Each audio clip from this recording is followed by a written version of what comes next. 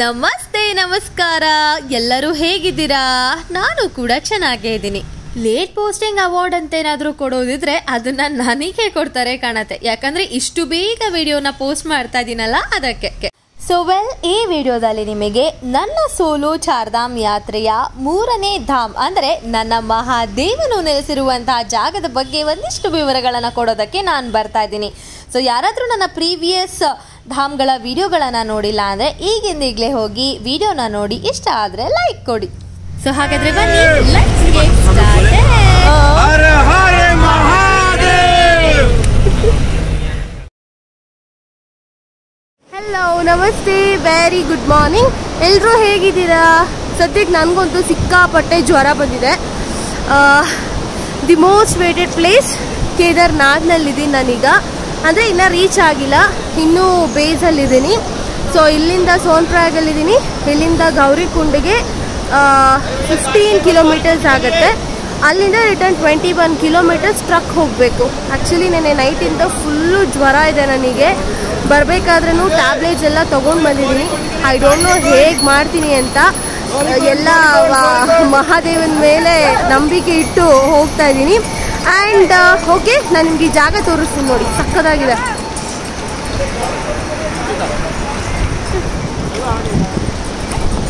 So S ಬನ್ನಿ, ಹಾಗಾದರೆ ಇಲ್ಲಿಂದ 15 ಕಿಲೋಮೀಟರ್ಸ್ ನಮಗೆ ಗಾಡಿ ಸಿಗುತ್ತೆ. ಗಾಡಿನ ತಗೊಂಡು ಅಲ್ಲಿಂದ ನಾವು ಗೌರಿಕುಂಡಕ್ಕೆ ಹೋಗಿ ಅಲ್ಲಿ ಸ್ನಾನ ಮಾಡಿ, ಅಲ್ಲಿಂದ ಅಂದರೆ ಅದು ವಿಶೇಷವಾದ ಏನಂತಾರೆ, ತುಂಬ ಅದು ಗರಂ ಪಾನಿ ಬರುತ್ತೆ, ಅಂದರೆ ಬಿಸಿ ನೀರು ಬರುತ್ತೆ ಅಲ್ಲಿ. ಸೊ ಅಲ್ಲಿಗೆ ಹೋಗಿ ಅಲ್ಲಿಂದ ಟ್ರಕ್ಕಿಂಗ್ ಸ್ಟಾರ್ಟ್ ಮಾಡ್ತೀವಿ. Stay tune. ಬೇಸಿಕಲಿ ನೀವು ಕೇದಾರ್ನಾಥ್ ಬರಬೇಕಂದ್ರೆ ಮೊದಲು ಸೋನ್ಪ್ರಯಾಗ್ ಅಂದರೆ ಕೇದಾರ್ನಾಥಿನ ಬೇಸ್ ಕ್ಯಾಂಪ್ ರೀಚ್ ಆಗಬೇಕು. ಅಲ್ಲಿಂದ ಗೌರಿಕುಂಡಿಗೆ 5 ಕಿಲೋಮೀಟರ್ಸ್ ಆಗುತ್ತೆ. ವಿಡಿಯೋ ಕ್ಲಿಪ್ನಲ್ಲಿ ನಾನು 15 ಕಿಲೋಮೀಟರ್ಸ್ ಅಂತ ಹೇಳಿದ್ದೆ, ಬಟ್ ಆ್ಯಕ್ಚುಲ್ ಆಗಿರೋದು 5 kilometres of jeep ride. Jeep ರೈಡನ್ನು ಮುಗಿಸ್ಕೊಂಡು ಬಂದರೆ ಅಲ್ಲಿಂದ ಶುರುವಾಗುತ್ತೆ ನೋಡಿ ಆ್ಯಕ್ಚುಲ್ ಕೇದಾರ್ನಾಥ್ ಸ್ಟೋರಿ. ಇನ್ನು ಕೇದಾರ್ನಾಥ್ ಮಂದಿರಕ್ಕೆ ಹೆಲಿಕಾಪ್ಟರ್ನಲ್ಲಿ ರೀಚ್ ಆಗಬೇಕು ಅಂತ ಅನ್ನೋರು 2 ರಿಂದ 1 ತಿಂಗಳ ಮುಂಚೆನೇ ಬುಕ್ಕಿಂಗನ್ನು ಮಾಡ್ಕೊಳ್ಬೇಕು. ಅದು ಕೂಡ ಡಿಪೆಂಡ್ಸ್ ಆನ್ ದ ಅವೈಲಬಿಲಿಟಿ. ಇನ್ನು ಬೇರೆ ಸರ್ವಿಸಸ್ಗಳು ಡೋಲಿ ಪೋನಿ ಏನೇ ಬೇಕಿದ್ರು ಕೂಡ ಗೌರಿಕುಂಡ್ ಬೇಸ್ ಕ್ಯಾಂಪ್ನಲ್ಲೇ ಸಿಗುತ್ತೆ. ನೀವು ಅಲ್ಲೇ ಕೂಡ ಬುಕ್ಕಿಂಗ್ಸನ್ನು ಮಾಡ್ಕೋಬಹುದು. ಇನ್ನು ಕೇದಾರ್ನಾಥ್ ಅಥವಾ ಚಾರ್ಧಾಮ್ ಯಾತ್ರೆಯು ಕೇವಲ ವಯಸ್ಸಾದವ್ರಿಗೆ ಅಷ್ಟೇ ಅಲ್ಲ, ಪ್ರತಿಯೊಬ್ಬರಿಗೂ ಕೂಡ ಸ್ವರ್ಗದ ಬಾಗಿಲಿನಂತೆ ಅಂತ ಹೇಳ್ತಾರೆ. ಅದನ್ನ ಯಾಕೆ ಹೇಳ್ತಾರೆ ಅನ್ನೋದನ್ನ ನೀವು ನನ್ನ ಅಪ್ಕಮಿಂಗ್ ವಿಡಿಯೋ ಕ್ಲಿಪ್ಸ್ನಲ್ಲಿ ನೋಡ್ಬೋದು. ಸೊ ಎಸ್ 5 ಕಿಲೋಮೀಟರ್ಸ್ ಕೆಳಗಿಂದ ಮೇಲೆವರೆಗೂ ವಾಕ್ ಮಾಡ್ಕೊಂಡು ಬಂದು ಈಗ ಇಲ್ಲಿ ರೆಸ್ಟಿಂಗ್ ಪಾಯಿಂಟ್ನ ತೊಗೊಂಡಿದ್ದೀನಿ. ಇನ್ನೂ ಸುಮಾರು ಕಿಲೋಮೀಟರ್ಸ್ ಇದೆ, ಬಟ್ 5 ಕಿಲೋಮೀಟರ್ಸ್ಗೆ ರೆಸ್ಟಿಂಗ್ ಪಾಯಿಂಟ್ಸ್ನ ತೊಗೋತಿದ್ದೀನಿ. And I am having this chakli, home made chakli. So ಇನ್ನು ನೆಕ್ಸ್ಟ್ ಇದೆ, ಹೋಪ್ಫುಲಿ ಬೇಗ ಕವರ್ ಮಾಡ್ತೀನಿ ಅಂತ ಅನ್ಕೊಳ್ತೀನಿ. ಇನ್ನು ಈ ವಿಡಿಯೋ ಪೋಸ್ಟ್ ಮಾಡೋ ಅಷ್ಟೊತ್ತಿಗೆ ನಾನು ಈಗಾಗಲೇ ಮಹಾದೇವನನ್ನ ನೋಡೋದಕ್ಕೆ ಸುಮಾರು ಸತಿ ಹೋಗಿರೋದ್ರಿಂದ ನನ್ನ ಪ್ರಕಾರ ಬೆಸ್ಟ್ ಟೈಮ್ ಆಫ್ ವಿಸಿಟ್ ಅಂದ್ರೆ ಆಗಸ್ಟ್ ಇಂದ ಅಕ್ಟೋಬರ್ ವರೆಗೆ. ಯಾಕೆ ಅಂತಂದ್ರೆ ಮೇ ಇಂದ ಜುಲೈವರೆಗೂ ಕೂಡ ಸಿಕ್ಕಾಪಟ್ಟೆ ಮಳೆ ಇರುತ್ತೆ. ಸೊ ಯಾರಿಗೆಲ್ಲ ಮಳೆ ಇಷ್ಟ ಆಗೋದಿಲ್ವೋ ಸೆಪ್ಟೆಂಬರ್ ಇಂದ ಅಕ್ಟೋಬರ್ ಮಂತಲ್ಲಿ ಪ್ಲಾನ್ ಮಾಡ್ಕೊಳ್ಳಿ. ಸದಾ ಕಾಲ ಈ ಗಾಡಿ ಸೌಂಡ್ಗಳು, ಧೂಳು, ಹೊಗೆ ಇದರಿಂದಾನೇ ತುಂಬೋಗಿರೋ ಈ ನಮ್ಮ ಲೈಫಲ್ಲಿ ದಾರಿ ಸಾಗ್ತಿದ್ದಂತೆ ಬಿಳಿ ಹಾಲಿನಂತೆ ಹರಿತಾ ಇರುವಂತಹ ಆ ನದಿ, ವಾಟರ್ ಫಾಲ್ಸ್ಗಳು, ದೊಡ್ಡ ದೊಡ್ಡ ಬೆಟ್ಟಗಳು ನೋಡ್ತಾ ಇದ್ರೆ ಹಬ್ಬ ಸಾಕು, ಇನ್ನೇನು ಬೇಕು ಈ ಲೈಫಲ್ಲಿ. ಇಲ್ಲೇ ಯಾರಾದರೂ ಮನೆ ಮಾಡ್ಕೊಟ್ಬಿಟ್ರೆ ನಾನು ಇಲ್ಲೇ ಇದ್ಬಿಡ್ತೀನಿ ಅಂತ ಅನ್ನಿಸ್ತಾ ಇತ್ತು. ಕೇದಾರ್ನಾಥ್ ಮಂದಿರಕ್ಕೆ ರೀಚ್ ಆಗೋದಕ್ಕೆ ನಿಮಗೆ ಡೋಲಿ, ಪೋನಿ, ಹೆಲಿಕಾಪ್ಟರ್ ಹೀಗೆ ಡಿಫ್ರೆಂಟ್ ಸರ್ವಿಸಸ್ಗಳು ಅವೈಲೇಬಲ್ ಇರುತ್ತೆ. ಆದರೆ ನಾನು ಸಜೆಸ್ಟ್ ಮಾಡುವಂಥದ್ದು ಟ್ರೆಕ್ಕಿಂಗನ್ನು. ಯಾಕೆ ಅಂದರೆ ನೀವು ದಾರಿ ಸಾಕ್ತಾ ಇದ್ದಂತೆ, ಬೆಟ್ಟ ಹತ್ತುತ್ತಾ ಇದ್ದಂತೆ ಸಿಗುವಂಥ ವ್ಯೂ ಪಾಯಿಂಟ್ ಏನಿರುತ್ತೆ ಅಮೇಝಿಂಗ್ ಆಗಿರುತ್ತೆ. ಎಲ್ಲ ವ್ಯೂ ಪಾಯಿಂಟ್ಸ್ಗಳಲ್ಲೂ ಕೂಡ ನಿಮಗೆ ಡಿಫ್ರೆಂಟ್ ವ್ಯೂಸ್ಗಳನ್ನು ನೋಡ್ಬೋದು, ಡಿಫ್ರೆಂಟ್ ಎಕ್ಸ್ಪೀರಿಯನ್ಸಸ್ಗಳನ್ನು ಮಾಡ್ಬೋದು. ಅದು ನಿಮಗೆ ಸಿಗೋದು ಟ್ರೆಕ್ಕಿಂಗ್ನಲ್ಲಿ ಮಾತ್ರ. ಇನ್ನು ಯಾರೆಲ್ಲ ಟ್ರೆಕ್ಕಿಂಗನ್ನು ಆಪ್ಷನ್ ಮಾಡ್ಬೋದು ಅಂದರೆ ಬೇಸಿಕ್ ಫಿಟ್ನೆಸ್ ಅಥವಾ ಹೆಲ್ದಿ ಲೈಫ್ ಸ್ಟೈಲ್ನ ಯಾರು ಮೇಂಟೈನ್ ಮಾಡಿರ್ತೀರಾ ಅಥವಾ ನಾರ್ಮಲ್ ವಾಕಿಂಗ್ ಮಾಡಿ ಅಭ್ಯಾಸ ಇರುತ್ತೆ, ಖಂಡಿತವಾಗ್ಲೂ ಅವ್ರು ಎಲ್ಲರೂ ಕೂಡ ಟ್ರೆಕ್ಕಿಂಗನ್ನು ಆಪ್ಷನ್ ಮಾಡ್ಬೋದು. Trust me, it's really easiest one. And ಅಕಸ್ಮಾತ್ ನಿಮ್ಗೆ ಹಂಗೂ ಮಧ್ಯದಲ್ಲಿ ಕಷ್ಟ ಆಗ್ತಿದೆ ಅಂದರೆ ಮಧ್ಯದಲ್ಲಿ ಕೂಡ ನಿಮಗೆ ಬೇರೆ ಸರ್ವಿಸ್ ಆಪ್ಷನ್ಸ್ಗಳಿರುತ್ತೆ, ಆಪ್ಷನ್ಸ್ಗಳನ್ನು ನೀವು ತಗೊಳ್ಬೋದು. ಇಲ್ಲಿವರೆಗೂ ಟೈಮ್ ಇವಾಗ ಒಂದು 11:30 ಆಗಿದೆ. ನಾನು ಆಲ್ಮೋಸ್ಟ್ ಒಂದು ಕಡಿಮೆ ಅಂದರೂ 11 ಕಿಲೋಮೀಟರ್ಸ್ ಬಂದಾಯಿತು. ಇನ್ನೊಂದು 10 ಕಿಲೋಮೀಟ್ರ್ ಇದೆ. ಹತ್ಬಿಟ್ರೆ ಬಂ ಬೋಲೆ ಹರ ಹರ ಮಹಾದೇವ ಅನ್ನೋದೊಂದೇ ಬಾಕಿ. ಇನ್ನೂ ದಾರಿ ಈಸಿಯಾಗಿ ಸಾಗಬೇಕು ಅಂತಂದ್ರೆ ಡ್ರೈ ಫ್ರೂಟ್ಸು, ನಟ್ಸು, ಹೀಗೆ ಪ್ರೋಟೀನ್ ಬಾರ್ಸ್ಗಳನ್ನು ಕ್ಯಾರಿ ಮಾಡಿ, ಇಲ್ಲ ಅಂದ್ರೆ ನಂತರ ಆನ್ ದಿ ವೇ ಫ್ರೆಂಡ್ಸ್ಗಳನ್ನು ಮಾಡ್ಕೊಂಡ್ರೆ ಈ ರೀತಿ ಹೋಮ್ ಮೇಡ್ ಫುಡ್ಸ್ ಅನ್ನು ಕೂಡ ಫ್ರೀಯಾಗಿ ಟೇಸ್ಟ್ ಮಾಡ್ಬೋದು. ವಿಡಿಯೋದಲ್ಲಿ ನೋಡೋಕೆ ಮಾತ್ರ ಇಷ್ಟು ಸನ್ಲೈಟ್ ಇದೆ, ಆದರೆ in reality oh my goodness freezing cold ಇರುತ್ತೆ. ಪ್ರಾಪರ್ ಟ್ರೆಕ್ಕಿಂಗ್ ಅಟೈರ್ ಇದ್ರೆ ಮಾತ್ರ ನೀವು ಟ್ರೆಕ್ನ ಸುಲಭವಾಗಿ ಕಂಪ್ಲೀಟನ್ನು ಮಾಡಬಹುದು. ಇಫ್ ಇನ್ ಕೇಸ್ ನಿಮಗೇನಾದರೂ ಅದ್ರ ಬಗ್ಗೆ ಹೆಚ್ಚಿನ ಮಾಹಿತಿ ಬೇಕಾದರೆ ಕಮೆಂಟ್ ಬಾಕ್ಸ್ನಲ್ಲಿ ತಿಳಿಸಿ, ಖಂಡಿತ I can help you out.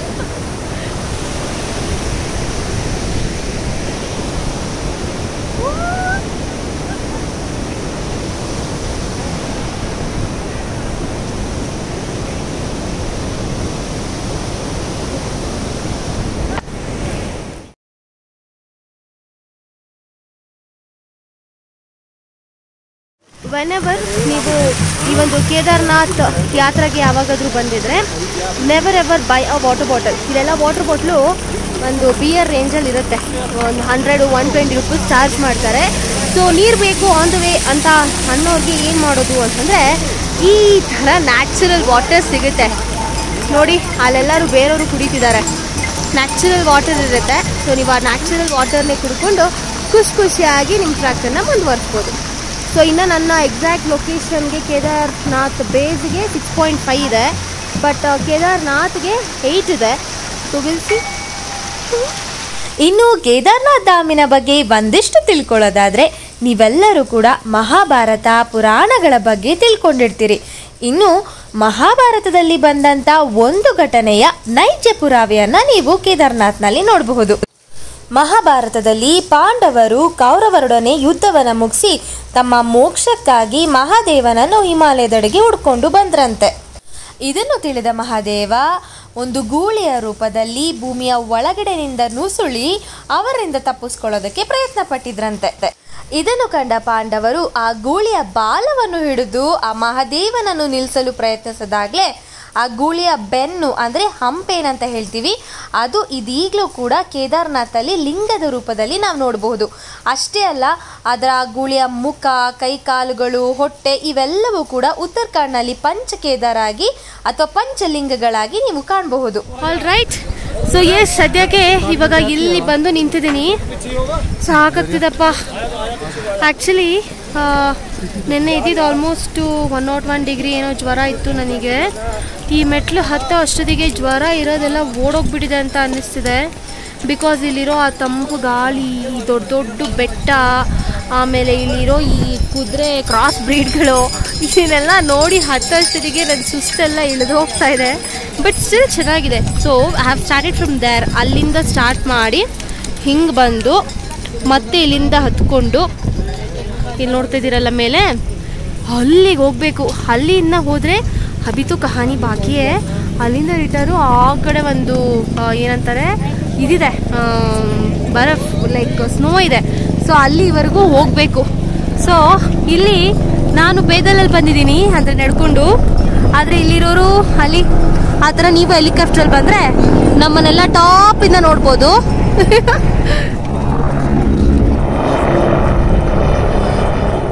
Actually I am so happy. Finally 21 kilometre ಅಂದ್ಬಿಟ್ಟು ಸುಳ್ಳು ಹೇಳಿದ್ದಾರೆ. ಅದಕ್ಕಿಂತ ಡಬಲ್ ಇದೆ, ಟ್ರಿಪಲ್ ಇದೆ. 8 ಗಂಟೆ ಇವಾಗ. ಈಗ ರೀಚ್ ಆಗಿದ್ದೀನಿ ಇಲ್ಲಿ. And I am so happy. Finally reach ಆದೆ.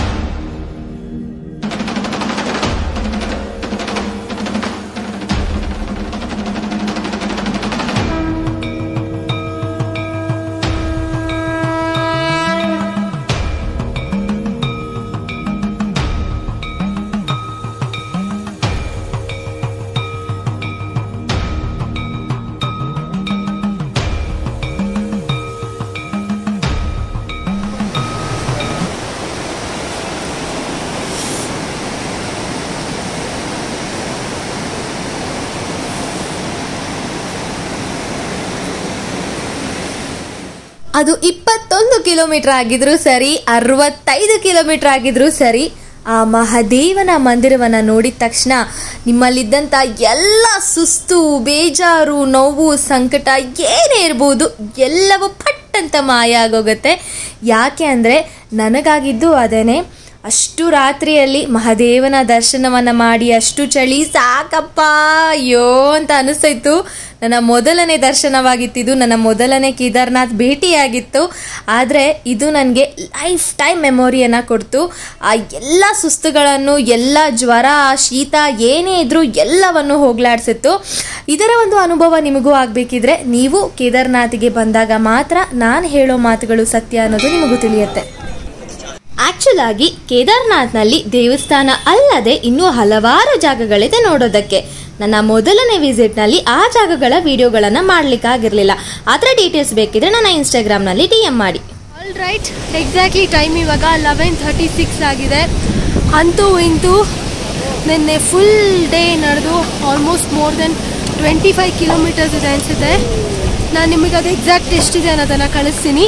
ಸದ್ಯಕ್ಕೆ ಕೇದಾರ್ನಾಥ್ನ ವಿಸಿಟ್ ಮಾಡಬೇಕು ಅಂತ ಅಂದ್ಕೊಂಡಂತಹ ಈ ಒಂದು 3ನೇ ಧಾಮ್ ಇವಾಗ ಮುಗ್ದಿದೆ.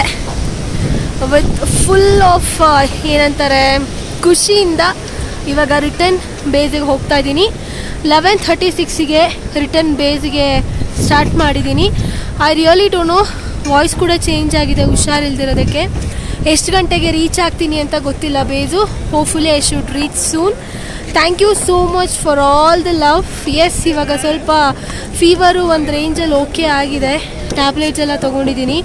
ನೆನ್ನೆನೂ ಬರ್ತಾ ಟ್ರಕ್ಕಿಂಗಿಂದ ಬಂದಿದ್ದು. ಸೊ ಇವಾಗ ಹೋಗ್ತಾನೂ ಟ್ರಕ್ಕಿಂಗಿಂದಾನೇ ರಿಟರ್ನ್ ಹೋಗೋದು. ಆ್ಯಂಡ್ ನನ್ನ 4ನೇ ಧಾಮ್ ಇರೋದು ಬದ್ರಿನಾಥ್. ಅದು ನನ್ನ ಐಟಿನರಿ ಪ್ರಕಾರ ನಾನು ನಾಳೆ ರೀಚ್ ಆಗಬೇಕು ಅಲ್ಲಿಗೆ. ಸೊ ಇಲ್ಲಿನ ಟ್ರಾವೆಲಿಂಗ್ ಎಲ್ಲ ಹೇಗಿರುತ್ತೆ ಅದು ಅವೈಲಬಿಲಿಟಿ ಪ್ರಕಾರ ನೋಡಿಕೊಂಡು I plan accordingly. My special thanks to my gym team, ಅದು ಫಿಟ್ನೆಸ್ 24/7 ಅನು ಹಾಗೂ ಮಿಸ್ಟರ್ ನವೀನ್, ಮಿಸ್ಟರ್ ಅನು ಇಬ್ರಿಗೂ ಕೂಡ. ಬಿಕಾಸ್ ಈ ಒಂದು ಕೇದಾರ್ನಾಥ್ಗೆ ನನಗೆ ಟ್ರಕ್ಕಿಂಗ್ ಹೋಗ್ತಾ ಇದ್ದೀನಿ ಅಂತ ಅಂದಾಗ ನನಗೆ ಜಾಸ್ತಿ ಒಳ್ಳೆ ರೀತಿ ಟ್ರೈನಿಂಗನ್ನು ಕೊಟ್ಟಿದ್ದರು. ಹಾಗಾಗಿ ನೆನ್ನೆ ಬರಬೇಕಾದ್ರೆ ಹುಷಾರಿರಲಿಲ್ಲ ಅನ್ನೋದೊಂದು ಬಿಟ್ಟರೆ ಮಿಕ್ಕಿದ ಯಾವುದೇ ರೀತಿ ಲೆಗ್ ಪೇನ್ಸ್ ಆಗಲಿ, ಬಾಡಿ ಪೇನ್ ಆಗಲಿ ಯಾವುದೂ ಇರಲಿಲ್ಲ. So thank you so much. So well, finally I am leaving now. ನೋಡಿ, ಹೆಲಿಕಾಪ್ಟರಲ್ಲಿ ಬರೋರು ಬರ್ತಾ ಇದ್ದಾರೆ. ಸದ್ಯಕ್ಕೆ ನಾನೀಗ ನೆಕ್ಸ್ಟ್ ಧಾಮಿಗೆ ಹೋಗೋಕ್ಕೆ ರೆಡಿ ಆಗ್ತಿದ್ದೀನಿ. Take care, love you all, stay tuned.